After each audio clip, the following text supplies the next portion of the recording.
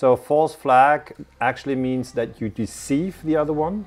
It has been used in military history a lot. I say in my research that World Trade Center 7 was blown up, controlled demolition, because otherwise it doesn't go down. And if there is controlled demolition with World Trade Center 7, then the whole 9/11 thing is a lie, because television has been used a lot to lie to people, to confuse their minds. Yes. They have no empathy when they kill. And I'm not saying everybody in the United States. I say a small elite which runs the country. This is cruel, but that's what I'm talking about, you know? The mix of lies and violence. And people, if they watch too much television, they have the total confusion. Yeah, tell a lie to your vision. Television. I've never heard that. Yeah. Welcome to a new episode of Weltschmerz Next. As you can see, we're not in the studio today, but we are in Switzerland with our dear guest Daniele Ganser. Thank you for hosting us, Daniele. Hello. Daniele is a Swiss author and he is a well-known Swiss historian. He knows a lot about geopolitics and he knows a lot about false flag attacks. Today we're going to dig deeper into false flag attacks. So, exactly, Daniele, what is a false flag attack? Well, Duncan, thanks a lot for coming to Switzerland, making all the long way from Holland to come here. Yes, a false flag attack. It has this word flag in the word, and the flags were used on ships, you know. Mm-hmm. So one ship would want to attack the other ship, and they would just have a different flag showing we're a good guy. And only when they were very close, they would hiss the real flag, which is we're pirates, and now we're going to kill you. So false flag actually means that you deceive the other one. It has been used in military history a lot. Let me give you one example. Let's travel in our head to Cuba.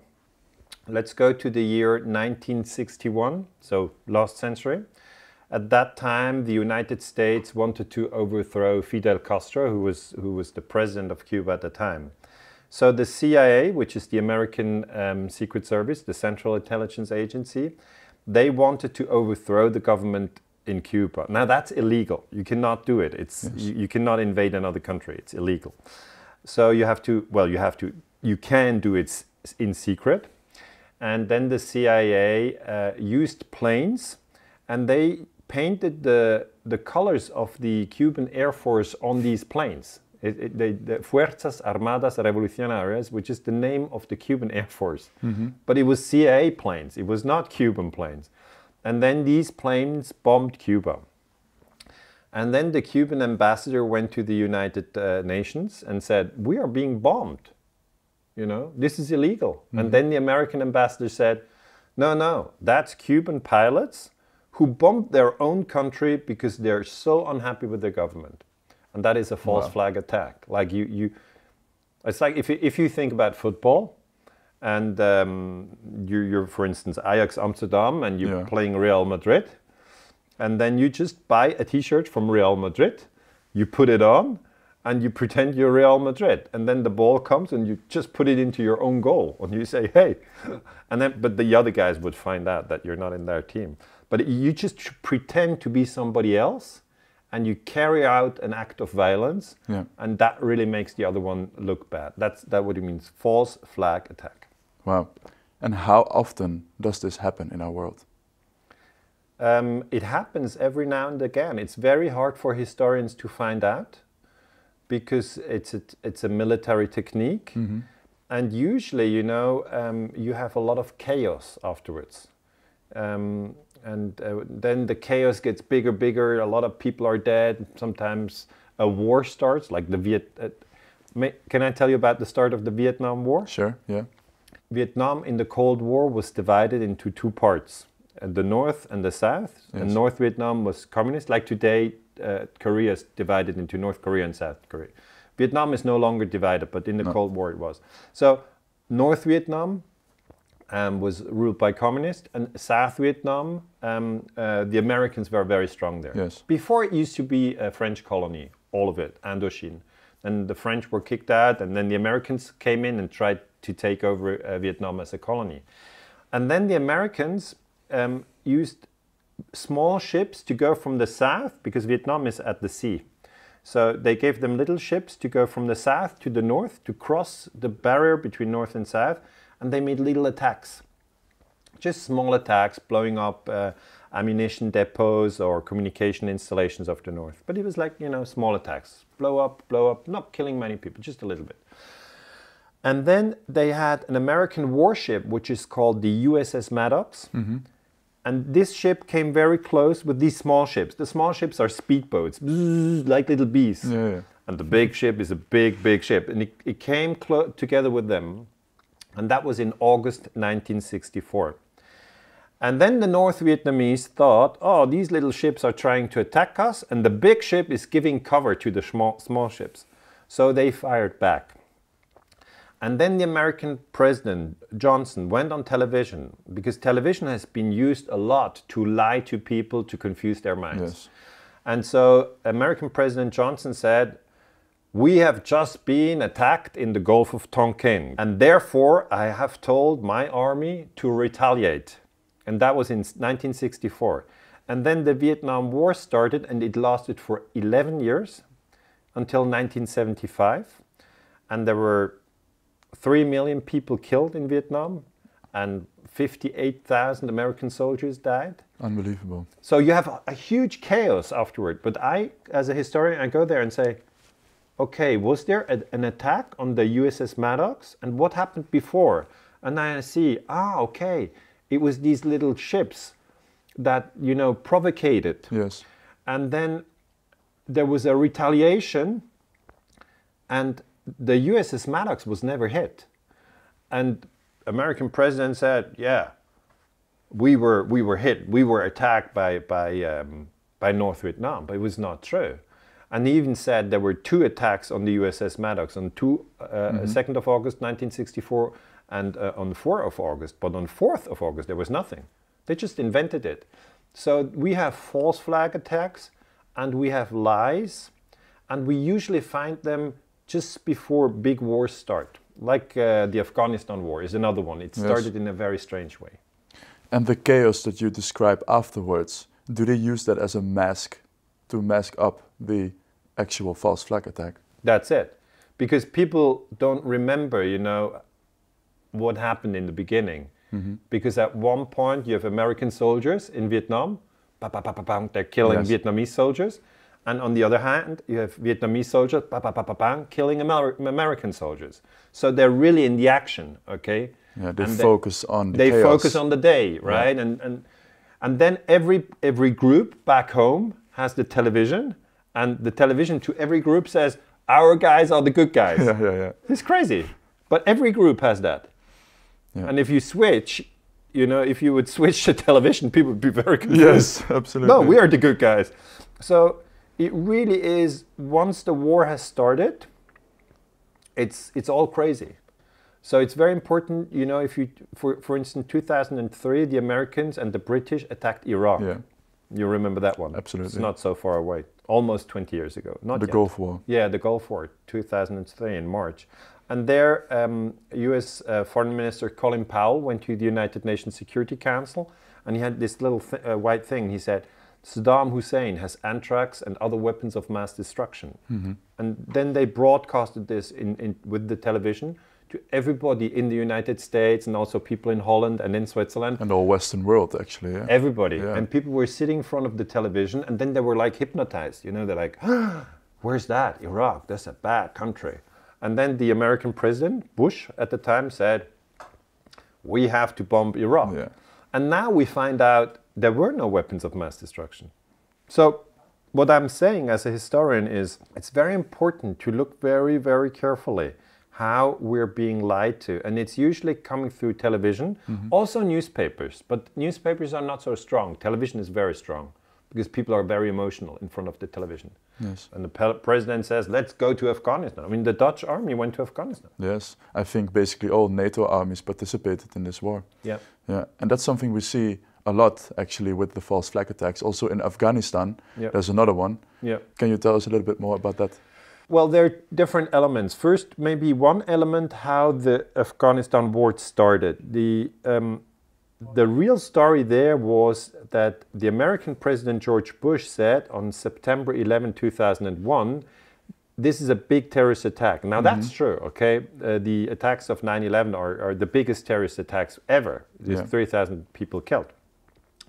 And he said Osama bin Laden is a bad terrorist and he lives in Afghanistan. He's originally from Saudi Arabia, but he's now in Kabul in Afghanistan. So now we have to attack Afghanistan. And then the Taliban, the government in Afghanistan said, you can have bin Laden if you put him on trial and if you can prove that he's guilty for it. Yeah. And then Bush said, no, we don't want to do a trial. Forget the law. We're going to attack. We just bomb your country. Yeah. and so the strange thing is, we then had, as a historian, I said, I want to look at 9/11 because 11 September 2001, everybody was very shocked. That's always the thing, you know, your emotion, the chaos, your emotion, tears, you don't understand what's going on.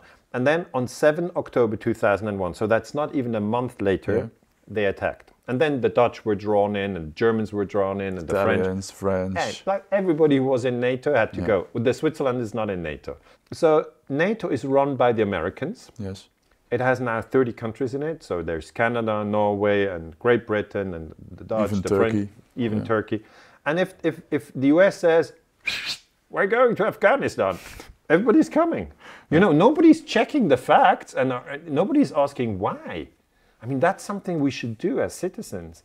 And then the reason was, they said Osama bin Laden is responsible for 9/11, but they could never prove it. The second thing that was going on is that I looked at 9/11, and many people have one plane hits a tower, a second plane hits a tower, and then so the Twin Towers go down. That's the World Trade Center in New York, in Manhattan. And then I saw there's a third tower which is also going down, and that was World Trade Center 7. But, and now Duncan, this is really interesting, the third tower was not hit by a plane. No. So I go like, come on. If the planes were the reason why the towers went down, why did the third tower go down? You know, a tower, you can say they were standing together for so long, so he just went down out of sympathy. No, but towers don't do that. Right? They don't Humans do that. maybe do, but towers don't.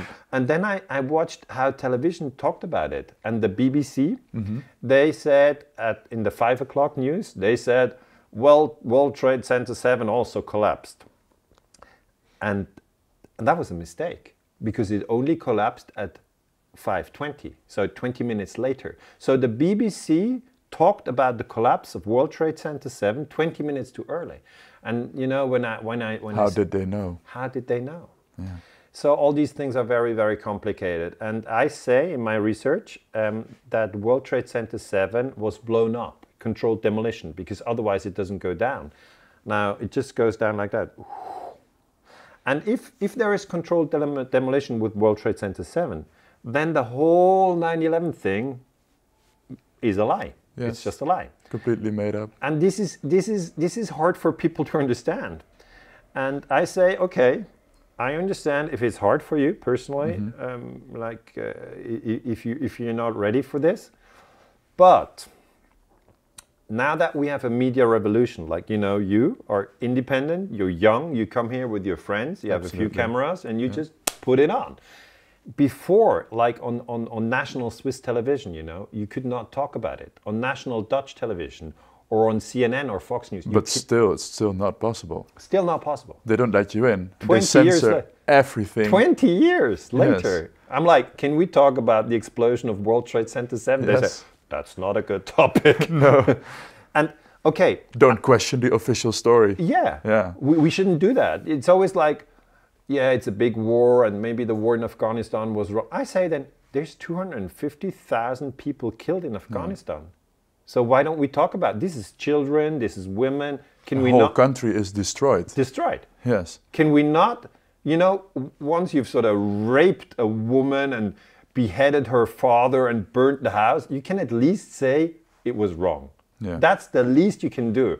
If you say, I don't want to talk about it, everything I did was right, they deserved it, they're evil, and I had to burn the house, you know, then you're totally blocked.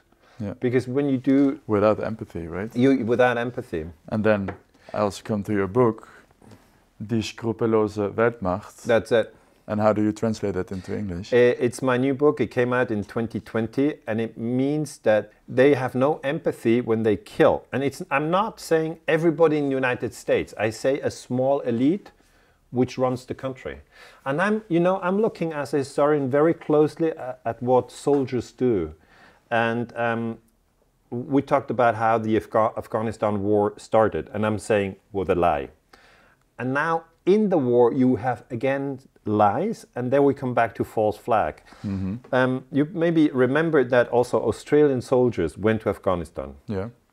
Now, if you are in a war and you shoot another soldier, that's allowed, but you're not allowed to shoot a civilian. Okay, mm-hmm. You're not allowed to shoot a child or a woman. You're not allowed to do that. Okay. So there are rules even in war, and so Australian soldiers were in the war fighting, and then one of their friends got killed, and then the whole team gets very angry. But that's always like that. Yeah. You know, you have a team of guys. They go through very emotional experience. A lot of emotions. Like there's fear, there's hate, there's a lot of emotions. And then one of you can be your best friend who maybe saved your life on another day in a battle. Now he's dead. And then they want revenge. And then they went into certain places, certain villages. They usually have helicopters in Afghanistan. It's all full of mountains. You cannot go with the bike. No. And it's a very rough country, right? Yeah, and you cannot go with a tank. It's very difficult. You can. It's one of the most difficult to invade countries in the world. Very difficult. The Russians lost, yes, the Russians and now lost. the Americans lost, and the Dutch lost, and the Germans lost. I mean, they all lost. Yes. But the thing is, you can fly with your helicopter everywhere. So they have their military camps. The Australians have one, and the Germans have one. It's like Asterix. Do you know Asterix? This is this cartoon with Obelix. Asterix and Obelix. Yeah, I know, of course. Duncan, you have it also? Yes, okay. Definitely. So there's these different camps. The galleons. Yeah, the galleons. Yeah. And the Roman Empire is always these camps. Yeah. So, okay, the Australians had their camp there. That was like a Roman Empire. And then they fly with their helicopters. And sometimes they shoot soldiers. But sometimes they also shot civilians. Now, to cover up, because that's a crime, they took a walkie-talkie. Where are you? Where are we going? And they just took one and put it next to the dead body. And this is a false flag, because you put it there, the other one is already dead, he can do nothing. Mm-hmm. And then they said, well, he didn't have a gun, but he had a walkie-talkie. Just like the passports in 9/11. Like the passports. And if you put a walkie-talkie, you're allowed to kill the guy, because then he's part of the enemy group. Because some people have a gun, some people have a walkie-talkie, and together they are an army. That's the idea. This is cruel. This is cruel, but that's what I'm talking about, the mix of lies and violence. And then the highest military commander in Australia, he went in front of the press and he said, this happened and that's not right.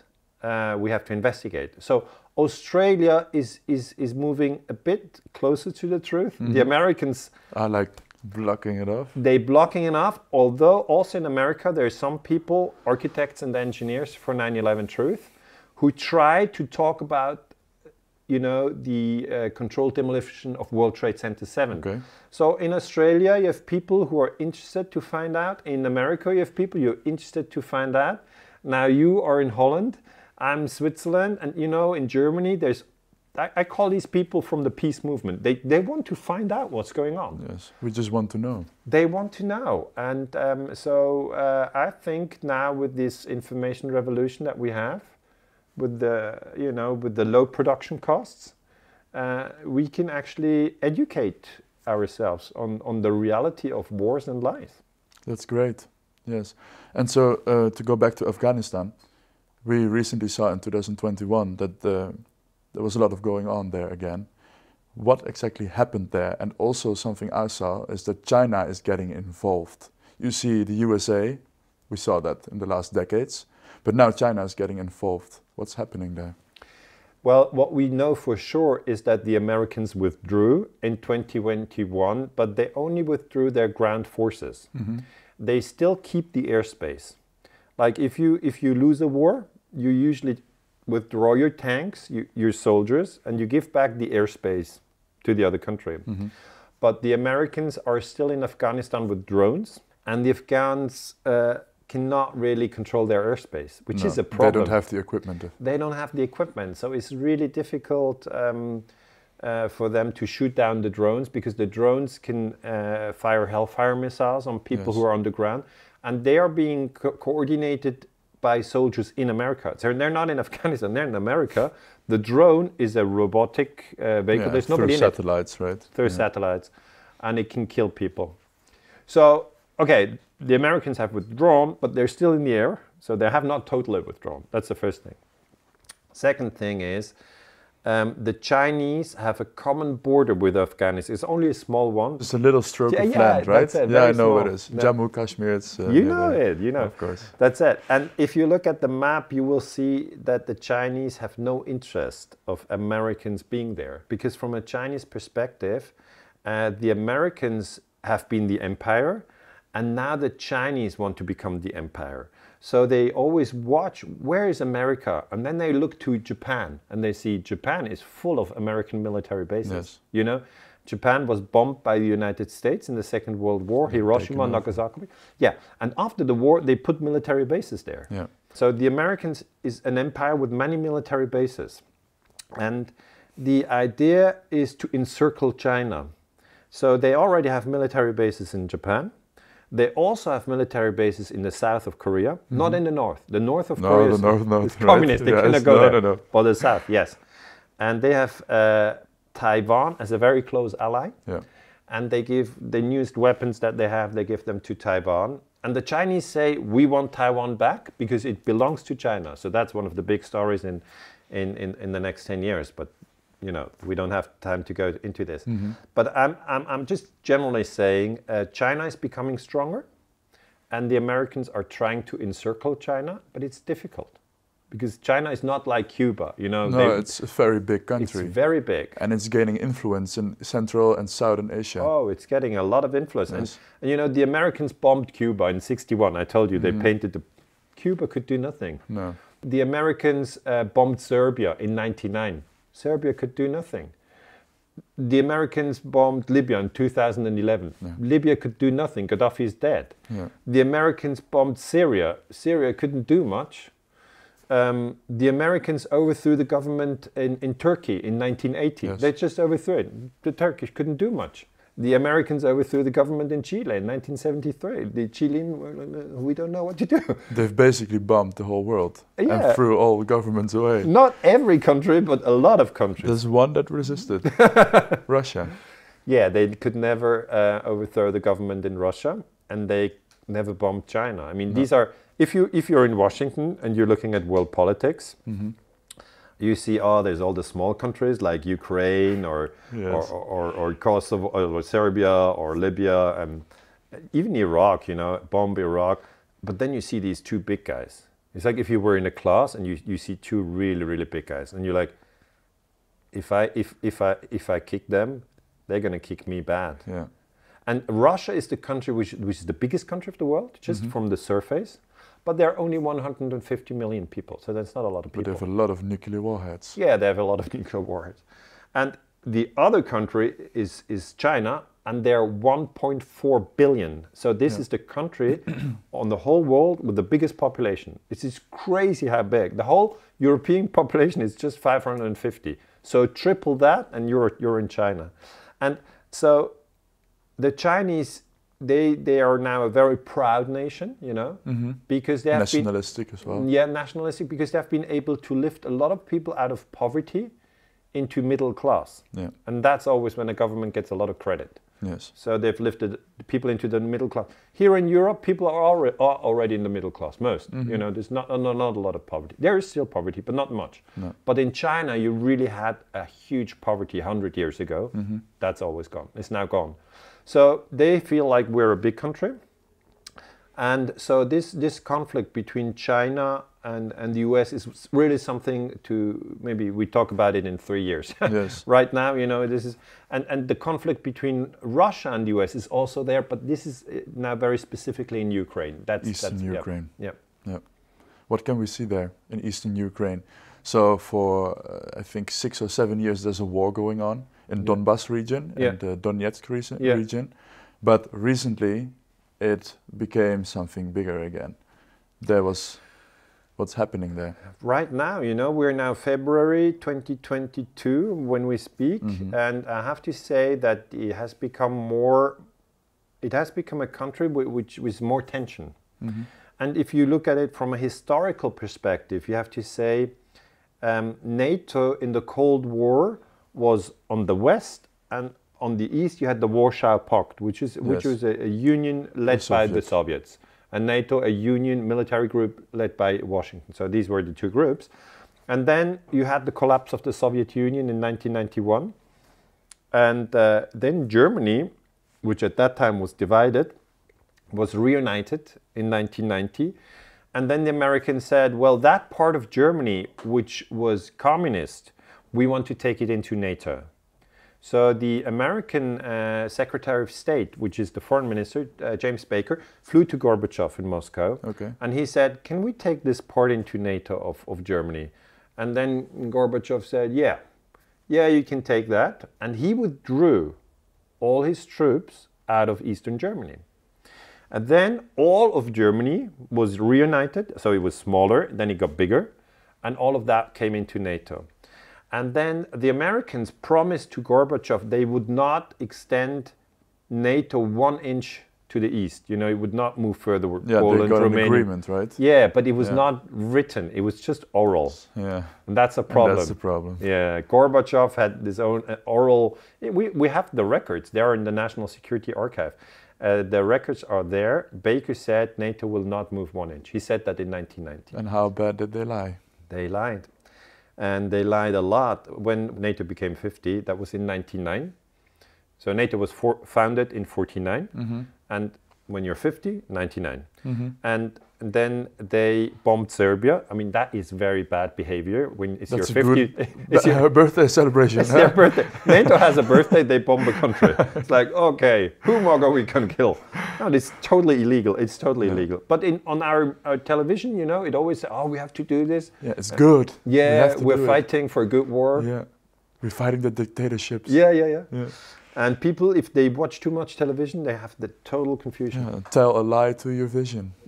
Television. I've never heard that. Yes. Tell a lie. Wait, is that yours? Have you heard it somewhere? No, I just heard it somewhere. But tell a lie. Tell a lie to your vision. Crazy. Yes. But also, and then they bombed Serbia in 1999, and then they enlarged NATO.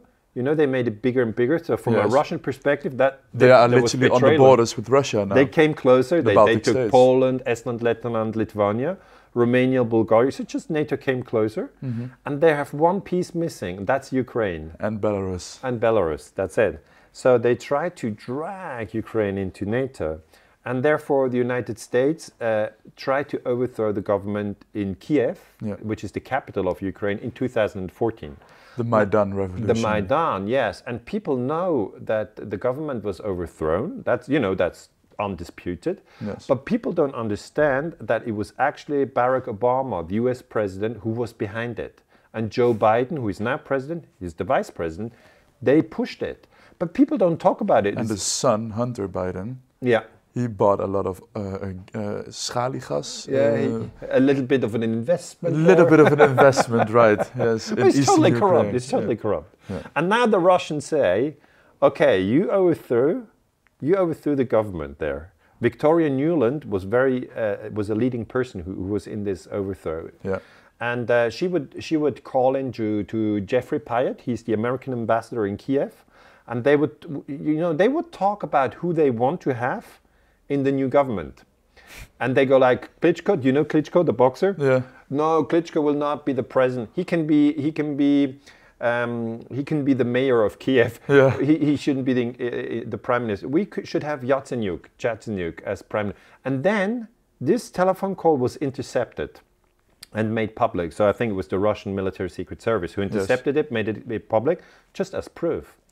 And then Victoria Nuland is very funny. She talks with the ambassador, and she says, and you know, they're thinking, should we bring the European Union in? And then she says, oh no, fuck the EU. Fuck the EU. That's what I know said. that fragment, yes. Fuck the EU. Fuck you. Yeah. So Germany was very angry. Angela Merkel was like, oh, you can't say that. Yeah. And so it's you know, it's undisputed that the US tried to overthrow the government in Ukraine. So I look at it and they overthrow the government. And I go, okay, then it's a US coup d'etat. But in the Western media, in Switzerland, nobody talks about Nothing. it. Completely In Holland, no. If you like that, US overthrow of government in Ukraine, nothing. Yeah. It just didn't happen. There's one guy, he worked for Der Spiegel in Germany, and he is now dead, but he actually was a whistleblower for these things. Udo, what's his name again? Ulfkotte. Udo Wolfkotte. Udo Ulfkotte, yeah. Yeah, I think so. Yeah. And I think that perfectly shows that when a guy speaks out and has a very reliable background, that it's dangerous for them. It's dangerous for the establishment. Yeah, because people don't want independent journalists, you know, like people like you who, I mean, we have nobody here who tells us what we cannot say. We're just free. And people who watch television have to understand that what they see is not free. No. Okay, there's a lot of pressure on everything, every word that is being said. There's a big agenda behind it. Yes, and it's very simple for people to understand that when I explain it, we have now what we call a media revolution. In 2005, YouTube first went online. 2005. Yes. So it's not 20 years ago, but almost 20 years ago. And then, Duncan, I have to tell you, I had no idea how big a change this is. I first thought, well, YouTube is just a stupid little thing where people can show how a cat falls into a swimming pool. I really thought that. I thought, this is YouTube. Who needs that shit? And then in 2005, I put nothing on YouTube. In 2006, nothing. I still went to national television, like Swiss national television. They invited me. I went there. So I thought, this is where you have to talk as a historian. Yes. And then suddenly, you know, Swiss national television attacked me and say, oh, you question 9/11, this is a conspiracy theory. Yes. And the easy blame, huh? Yeah, then I see the censorship on the national television. And then I see on YouTube, suddenly my interviews get more and more interest. And then I understand, okay, it's a media revolution. So now we have 17 years of YouTube. And we see a lot of censorship. Definitely. Okay, you know that. Yes. So a lot of channels get wiped out on YouTube. But, and this is very important, historically, we now know that video communication is possible.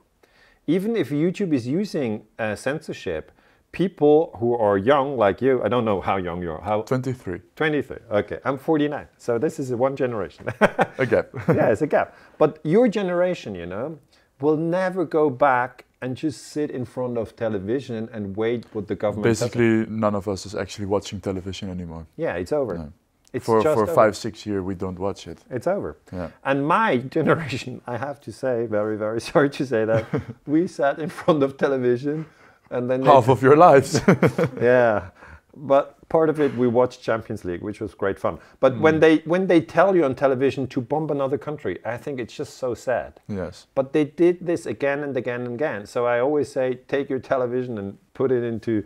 In the garbage bin. If you can. I mean, I still have my own television because I watch sports. I do. I just like sports. Yes. But for political information, I would never trust television. No. So then you go to YouTube. And there you have to find out who is a good and reliable YouTube channel.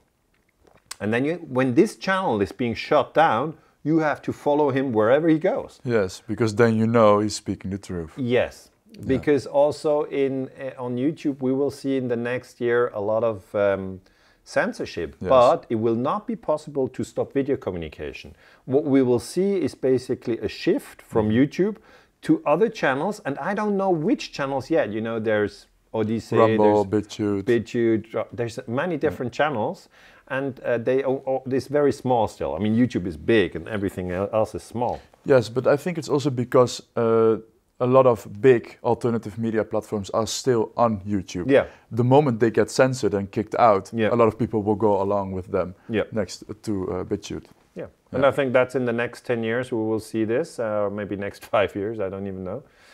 But I think pretty soon already. Pretty soon. But Yeah. I thought it was very, very interesting to talk to you. And I just also want to take the opportunity to thank you for your work. You as well. You're a young man and you're here with your team, and they're all, you know, young, courageous people. And I can only say it's important. The truth is important. It's not that we can say, oh, we don't care what happened on 9/11. Oh, we don't care what there are lies in television. No, it's important. And I think so. That is the hope for the future. Thank you. Thank you so much for hosting us. I want to show people your book. This is your first book. Yeah. NATO Secret Armies. This one is from 2005. Yep. So if people are interested in everything that we talked about today, they can check out your books. So that's great. Thank you for watching this video of Weltschmerz Next. If you like this video, you can subscribe on our channel and you can leave a donation via the link in the subscription. Thank you. Until next time.